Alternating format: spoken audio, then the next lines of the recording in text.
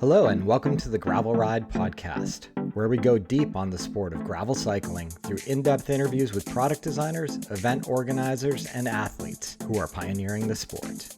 I'm your host, Craig Dalton, a lifelong cyclist who discovered gravel cycling back in 2016 and made all the mistakes you don't need to make. I approach each episode as a beginner to unlock all the knowledge you need to become a great gravel cyclist. This week on the broadcast, we welcome Bruce Dunn from All Sports Productions out of Fayetteville, Arkansas. Bruce and his company have been around the cycling production business for many decades, but recently have come into frame putting on several gravel events in the Fayetteville area. Specifically, I invited Bruce on the show to talk about the Highlands Gravel Classic. While it's well-trod territory that Fayetteville and Bentonville and Arkansas in general have great gravel riding opportunities, what's interesting about the Highlands Gravel Classic is that it's the only United States World Qualifier for the UCI Gravel Worlds. They held this similar position last year, and many in the gravel community were scratching their heads about what's UCI doing in gravel? Why the hell are they putting the World Championships over in Italy? But one thing's for sure, the UCI World Gravel Championships offer opportunity not only for the professional athletes we follow, but also for age group athletes. And that was a super interesting part of the discussion with Bruce. It's just as an age group athlete, what does it look like? What's the experience for going to a world championships and why it should be on your radar? I found the conversation super interesting. I think it's worth exploring and having a conversation about this. There's room for all styles of racing in gravel. So I'm hopeful we'll come out of this conversation understanding a little bit more about the Highlands Gravel Classic and what kind of experience you can have that day, but also what that journey looks like to the UCI World Gravel Championships and what that might mean for you as an age group athlete, in addition to what the professional athletes might experience this year. With that said, let's jump right into my conversation with Bruce. Bruce, welcome to the show. Oh, it's great to be here, and thanks for having me. Yeah, I'm excited to have this conversation about the Highlands Gravel Classic, but we always like to start off by getting a little bit about your background. I think it's so interesting. Why don't you let us know sort of where you're located in the US, and then we have to jump in and talk about just your company and the productions you've been doing for the last couple of decades. So let's dive right in.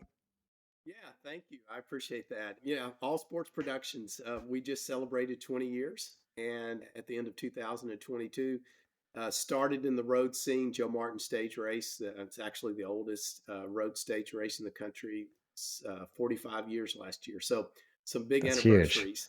And so, yeah, we promote triathlons, running events, gravel events, Grand Fondo road rides. And we're a little all over the place. Cycling certainly is personally at my heart. I've been on a bike most of my life. It's been really unique ride, no pun intended. And we're excited about 2023 getting on this side of the pandemic and seeing again what we're talking about today, where the Highlands Gravel Classic takes us, which I think is a kind of a new statement in the gravel world. I thought you told me an interesting story offline about the Joe Martin stage race and really how you got into production. Do you want to kind of relay? Because I think it just underscores kind of your passion to just roll up your sleeves and get out there and do something for the sport. Yeah, I had a great job at the University of Arkansas doing fundraising, raising millions of dollars for one of the colleges. It was an amazing couple years there. But I've always wanted to be an entrepreneur. I'd self-employed before that, and I'd been promoting the Joe Martin stage race as president of one of the local cycling teams. And so, anyway, flew out to USA Cycling. I'm not sure I even scheduled an appointment. I just flew out and said, I want to put the Joe Martin on the national race calendar. I believe they said, "Where's Arkansas?" By the way, you asked where I am. We're in Fayetteville, Arkansas. And thankfully they took my $75, which I think that's what it cost back then to be on the calendar. And, we celebrate 20 years later. That's amazing, amazing. And across that journey, obviously you've mentioned that you've picked up multiple sports. What has the kind of that journey been like, and what sports have you added on along the way? And are there any other events that you're super proud of that you would name drop in each of those categories? Yeah. Well, Ozark Valley Triathlon was my first other event that year. And I had done triathlons with my wife, who has been a longtime triathlete.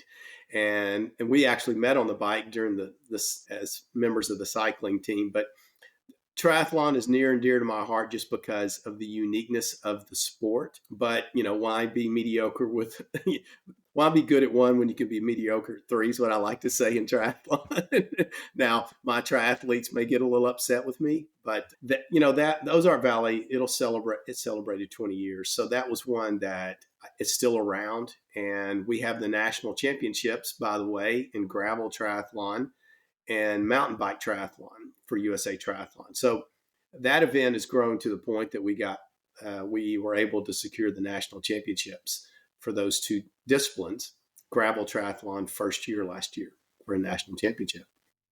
Yeah, it's event production's such a challenging logistical operation. There's so much equipment needed and so much knowledge that you learn across along the way.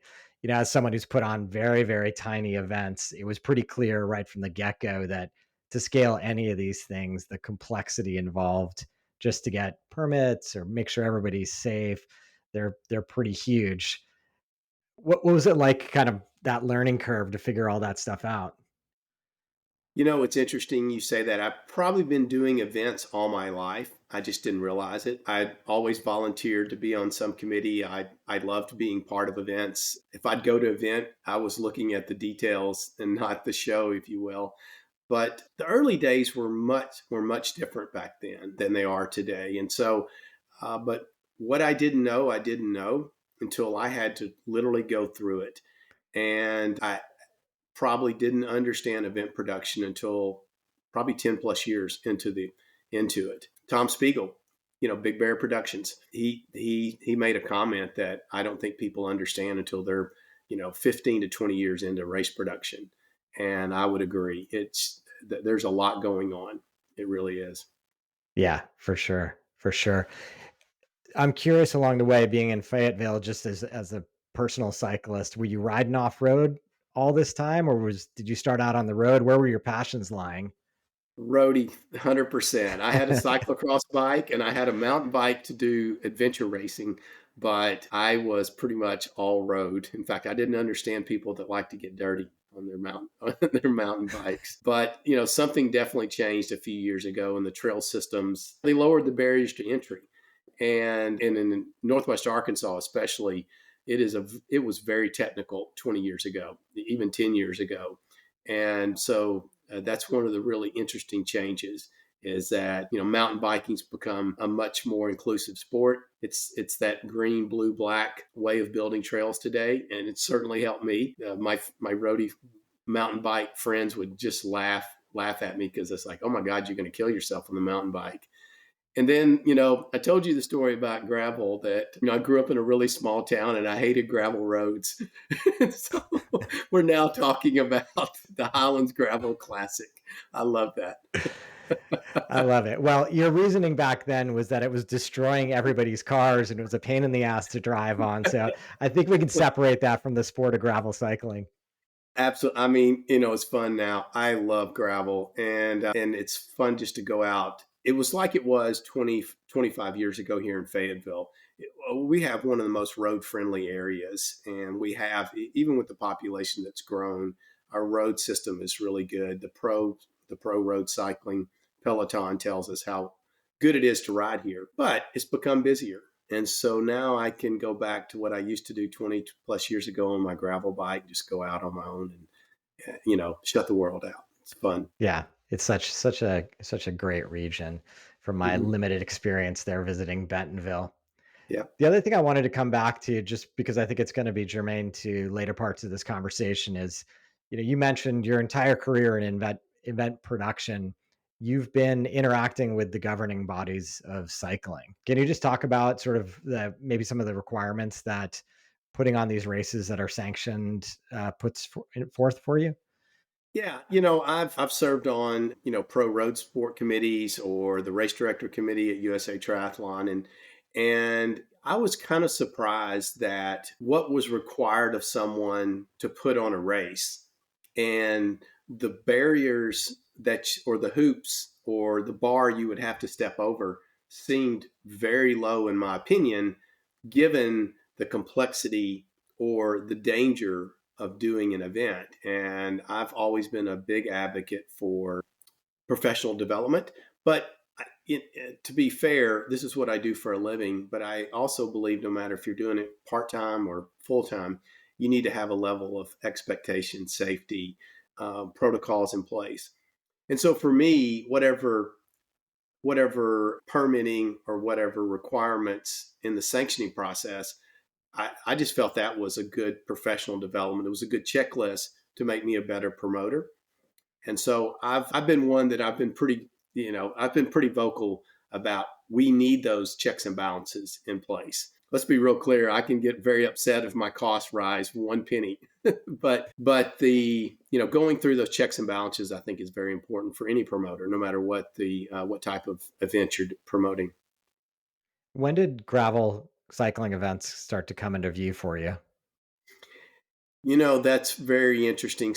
I had some really good friends that I'd bike racers. They had done a little bit of promotion. You've got to get into gravel. You've got to get into gravel. And I'm hearing this probably 2014, maybe. And when Unbound, those first 3 or 4 years, it was just red clay. And people from Northwest Arkansas were coming back going, I had to quit after 30 miles because I've been pushing my bike. It weighed 40 pounds. I couldn't go anymore. And I'm thinking, that didn't sound fun at all. So that was my kind of experience. Besides, what we would do locally is we would get on a mountain bike and ride on a Forest Service road. But I didn't consider that. But I'm starting to hear this, but immediately I kind of tuned it out because of that just one experience I kept hearing. And it happened 2 or 3 years in a row. But then some more events started happening, obviously, and the bigger and bigger it became. And so, BWR's on the radar, but then again, you hear, it's more roadie oriented. It's just some rough pavement. Rouge Roubaix was my first experience at, I'd say, a gravel event, but we were all roadies going down to, Louisiana, and you'd get on some rough pavement, but certainly everybody was on a road bike back then. But I kept resisting it. I just couldn't find the new reason to have another event. And so, 2015 to 2016 is when it really started to register. I think you mentioned you put a little bit of a dirt section into a Grand Fondo in 2016, but your first kind of standalone gravel event wasn't until 2018. Yes, exactly. And it was a 1 mile single track at the end. just to make the roadies a little bit nervous before they got there after event beer. Yes, exactly. I mean, most people, about half the group walked it. I mean, they could. It was a true single track mountain bike trail that was rough, and I thought, here's something unique, right? And I don't know, it might have been too much. Personally, Bruce, I like it. I think a little adversity, that's you remember that. You're going to tell stories for years about that Grand Fondo you did on your road bike that had single track at the end. Yeah, exactly. Exactly right. I love it. Well, let's fast forward a little bit to the Highlands Gravel Classic. I think it started in 2022 and made a name for itself because it was a UCI Gravel Worlds Series qualifier. In fact, the only one in the United States. Yes. So, signing up for that at that moment in time in 2022, you must have known we would take a bunch of heat from the gravel cycling community. Just talk about the process of, how you got and why you thought and were excited to bring this UCI event to the United States. Yeah. Well, that had been my 8th year of promoting a UCI men's and women's stage race. And so I'm very familiar with the UCI. Spoke to USA Cycling at the World Championships in January. They said, Bruce, we're going to have this Gravel World Series. It's going to come online. We want to be involved, and we think, you've got the perfect organization to put on this gravel race. And I love the fact that this was something new because, as you well know, the gravel calendar is very, very busy. And I thought, if you're going to have something that's going to say something new in the marketplace and you want to make a hit right away, this is probably where you need to push your chips in. And so I was excited about it. I really was. Were there specific criteria that putting on a UCI event was going to dictate in terms of the format, the length, anything different than what you would and had been producing in other gravel events you were doing? Not really. I mean, one of the things that was important to me is I wanted it to be 90+% gravel. And the UCI, I think, was 70 or 75. And I said, okay, we're going to do something different. We're going to go and find 90+% gravel. And so that was in the back of my mind. The age group classifications, having different distance for a different age group, having a tech guide, signage, those were all things we had already been doing in the road world. Certainly they were different than our other gravel events, but if you come to most of our events, we're trying to always raise the bar for the production level. And so I think we were already at that point. And so I wasn't feeling the pressure of doing something that was required of me that I hadn't been doing in some other type event. Got it. You made mention of the different distances per categories. Can you Mm-hmm. describe like what the regulations were about that? Yeah. So, the minimum age is 19. So in the women's race, it's 19 to 59 and then I'm sorry, 19 to 49 and then 50 plus. And in the men, it's 19 to 59 and 60 plus. And so I think the one thing that people were pushing for is being over 100 miles for the long, the younger distance, the younger ages. And I really, the more the UCI wanted to have a little bit, I mean, it was going to be a full on race. And so in that respect, I think they didn't want it to be a slog fest, right? This is the last person standing because this is an age group qualifier, right? Top 25% in each 5-year age group is going to qualify to go to the world championships. And so the distances were pretty, 50 miles for the older, and 70 miles for the younger groups was about the sweet spot for that. There was Okay. you definitely had parameters though. You could be a little shorter and you could definitely be longer for sure. So Okay. there was definite leeway. Yeah, it's interesting to see how we're sort of blending both the European vision of gravel and the American vision of gravel and how some of those beliefs or criteria have to come into play and there's got to be compromise along the way. I'm not a super fan of the ultra distance racing because Mhm. I mean, I hear you like at 200 miles, like, are we really racing or is it really just a survival thing? Yeah, yeah. I mean, let's be real clear. I don't think you are racing at those distances, and especially if you're going to have age group qualifying, right?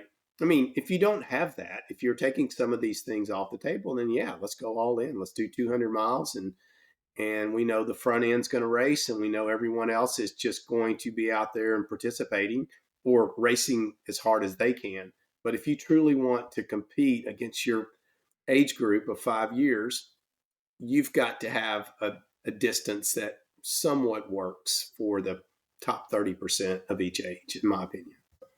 Yeah, it's interesting this year, or sorry, last year I did an event where I backed down to the sort of medium distance. And Mhm. honestly, it was the first race in several years that I felt like I was actually racing because I Yeah. wasn't terrified.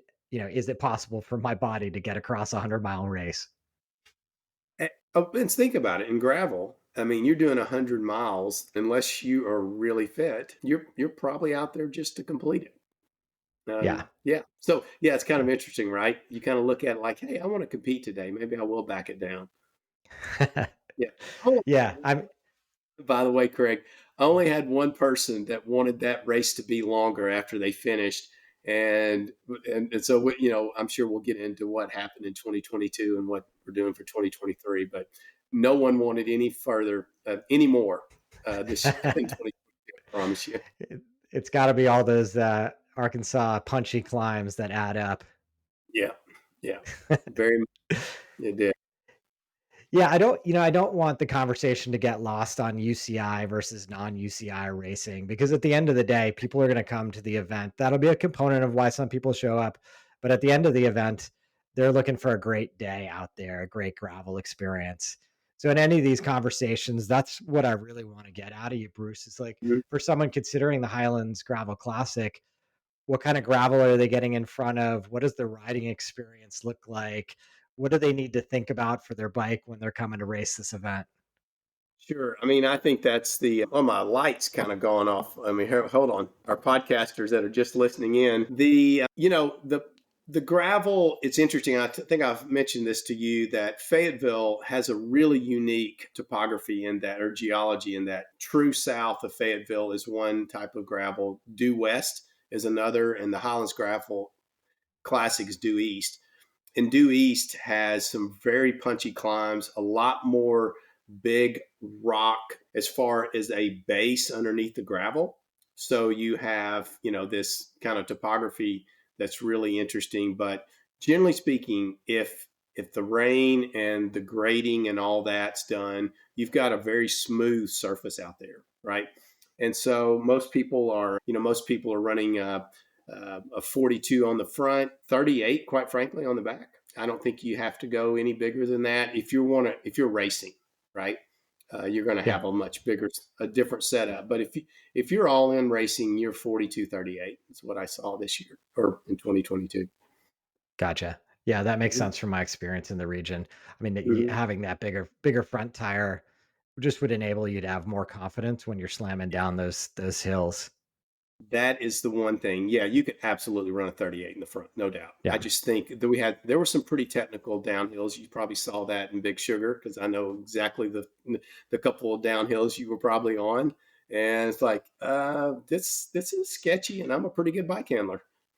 Yeah, no, it was super interesting in that particular event for me with I happen to have a suspension fork on my bike and have confidence descending. So I felt totally comfortable just going as fast as I could turn the pedals down the hill, Yeah, but saw a whole bunch of people to the side of me grabbing the brakes and really taking a lot more time on that downhill. yeah, that was smart. That's a good idea. We had people come back and start talking about that. Yeah. Yeah. Yeah. I mean, it's always a trade off, right? You're slogging a little bit more uphill, but the Mhm. confidence it can lead you on the downhills is just off the charts. Yeah, that's for So sure. that And yeah. Yeah, I was gonna say the Highlands course, so for next year, and presumably it's quite similar. Next year, Mhm. 66 miles, just under 5,000 feet of climbing for that event. Was it similar in 22? Yeah, 22. That is the course. We may make one change, and the one piece of feedback we got is there was no place for anyone ever to sit up. I mean, and you go over those courses time and time again. You ride them, and it's like, what do you mean there's no place to sit up? And it's like, no, you're either racing through this area, or you're trying to recover, or you're going downhill, or you're going uphill. But I never truly had a place where I could. And so we've identified a couple sections we may want to do that, but we want to keep it with that 95% gravel because we believe that's such a unique Yeah. element to this event. Yeah, that's such an art to course design to take that feedback in. Did you have feed zones and were there any specific requirements about the feed zones for the event? We didn't. Yes, we had feed zones, and so we had neutral support. We didn't do hand ups, and I think that we'll see if that becomes one of those. You can only have feed in a certain area. I haven't seen that come down the pike yet, but like a lot of things change. You just saw what out Unbound dropped aero bars for the elites, Yeah. and so I think things are always changing no matter where you are, right? But the feed zones were certainly used because it was abnormally warm for this time of year. I mean, in that time of year in 2022. Got it. And how did the race unfold? Did it sort of fire in a way different than you expected, or did the course kind of dictate what was going to happen? What's your kind of play by play? The course kicked everybody's ass. I mean, just flat beats, punched him in the nose, put him on the ground, drug him around a little bit, and then threw him in the garbage can. I've raced with a lot of these guys before, and it's kind of interesting. A lot of the roadies in the central part of this area that I used to race with 20 plus years ago are now getting into gravel, which I never would have thought. And it's their race again, right? And they were telling me about, Bruce, this is the toughest 66 miles I've ever done. And I'm thinking, what? And I think it was heat. It was gravel, certainly the terrain, right? I mean, it's a lot of climbing in that type of conditions. And people were racing. They showed up. They wanted their 25%, even if they didn't go to Italy. There was a lot of elements going on, Craig, that I hadn't quite planned for. But and then the back end, people were hurting. They really were. It was a tough day. It was a tough day. Did you find like overall, just given the type of promotion and it being a UCI Gravel Worlds qualifier, that most of the athletes coming in were intentional, like I'm here to race, or did you still get the feeling of this is an event that is accessible to everybody and the back end is a party and the front end is where the people are racing? We definitely had that element. There's no doubt about it. The one thing, and certainly you can go on and look at, a couple of publications about I think it was anemic attendance. It's just because we couldn't advertise because, the whole reason for a Gravel World Series is for a world championship. And to have the date and the location, still a lot of uncertainty. We weren't able to advertise to the larger group. We really had, we just didn't want to advertise something until we knew all the facts. But of that 140 people that, showed up, I mean, there were people from South Florida that were there to fully race, California, Maine. I mean, it was across the country. It was like 28 states came last year. It was crazy. Yeah. But they were there. They were there to race. And then there was the other group. They absolutely were there because of the type of event it was, knowing that they were never going to qualify. And so, like you say, it was a party for them and an experience. Yeah. Going into 2023, obviously the UCI has got one world championship behind them. They're putting out an ambitious global calendar of which you're a part of, and the only race in the United States. I guess there's one race up in Canada. So going forward, obviously the kimono's open, you can market freely, like you're part of this big series. What kind of changes are you making in 2023, or is it really just about getting the word out and inviting athletes who are interested in this style racing to come visit you? It really, Craig, we want to replicate everything we did year one. I mean, we felt like we knocked it out of the park as far as the venue. We didn't, and honestly, I said at some point, you know what, we're going to put on the very best race we can, and I say that for every new event we do. I don't care if it's a 5K run, it's a fun run. Do the very best you can, and eventually people will come. And so but you hit the nail on the head. No one knew about it, quite frankly, even with all the Yeah. publicity, quote unquote. So that's our goal this year, right? Tell everybody. Hopefully they'll, come have this experience. Yeah, and I think that age group story is actually really interesting because a lot of times people might look at the letters UCI before a race and think, oh, this is only intended for professional athletes. This, unlike the Road World Championships, is a totally different beast. As I understand it, and I don't understand it very well, but I think, isn't this similar to like the UCI Grand Fondo series? It's exactly the same. And then I mentioned that USA Triathlon follows that model of their age group national championships. You qualify for the world championship. So I was familiar with that.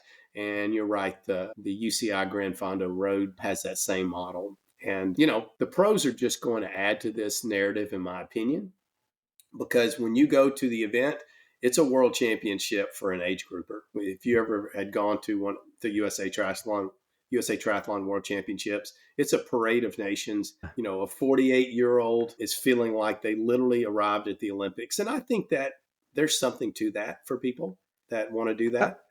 oh yeah, 100%. If the listener allows themselves to fantasize for a moment and has the capability to get in that top 25%, the Mm-hmm. ability to go to the world championships in Italy next year and represent your country for your age category, Like the spirit of gravel notwithstanding, like that would be an amazing experience. There's no doubt about it. Yeah, and you know what I think I know my wife and I do. We sometimes on our when we're looking at vacations, how can we roll in, a cycling trip with that, right? And so I think that's maybe the other extra point to this is that, you know, we like to travel and maybe we'll qualify or maybe one of us will and the other one won't. But we're still Yep. going to do this. And the bonus is that Yeah. world championship. So I think there's a lot of different elements all the way to, I know the people that went to the world championships this year, a couple of them are local and they've already signed up and you can tell they're training for it already. Yeah. I was going to ask you that, like, if you had any sort of sense of the people who were in that top 25% of their category, who was able to make the trip over to Italy and participate. Yeah, I mean, of the 4 or 5, again, I think it was, that first year was just a bit of a, it was such an unknown, right? Now, I think you're going to have quite a few more people. But I mean, Craig, we already have 29 states that have signed up, and I'm thinking, and guess here's what's crazy: the second most represented state outside Arkansas is Florida, and they're all from South Florida. I like, I'm thinking to myself, what? Why are you doing this? I mean, that's great, right? I mean, I'm loving it. But you see that this mentality of we want to do this and we're getting out of, I mean, we're coming from South Florida and we're not coming to Fayetteville just for the hell of it. Right. I mean, they're coming to qualify. Yeah, I love it. I mean, I think it just sort of adds this interesting element, like that Mhm. journey, like you're talking about. Go over to Fayetteville, try to qualify, go represent your country. Like it's going to be an amazing journey. Yeah, Bruce, I appreciate the time. Super thankful to have you on the podcast and talk about this event and wish you best of luck and can't wait to see how it goes down this year. Yeah, we're very excited. It's, we when you have new events and you really don't know what the first year is going to be, but the expectations always for us are the second year, and our expectations are very high. And I'm pretty excited so far by the early registrations. Yeah, awesome. Well, I'll put out all the information in our show notes so people know how to register and get in touch with you if they have any additional questions. Great, Greg. Thank you so much for having us. Yeah, I enjoyed the conversation. Cheers. Cheers. Bye bye. That's going to do it for this week's edition of the Gravel Ride podcast. Big thanks to Bruce for coming on the show and talking through the Highlands Gravel Classic and the UCI World Championship Qualifier out there in Fayetteville, Arkansas. I'll put a link in the show notes so you can find out all the details for the Highland Gravel Classic. If you're interested in connecting with me, I encourage you to join the Ridership. That's www.theridership.com. That's a free global cycling community where you can interact with me directly, as well as thousands of other members of the gravel cycling community. No pressure, totally free to join, but a great back channel and a great way to connect with other gravel cyclists. If you're able to support the show, please visit buymeacoffee.com/thegravelride. Additionally, ratings and reviews are hugely appreciated. It's a great way for me to get discovered by more gravel cyclists. Until next time, here's to finding some dirt under your wheels.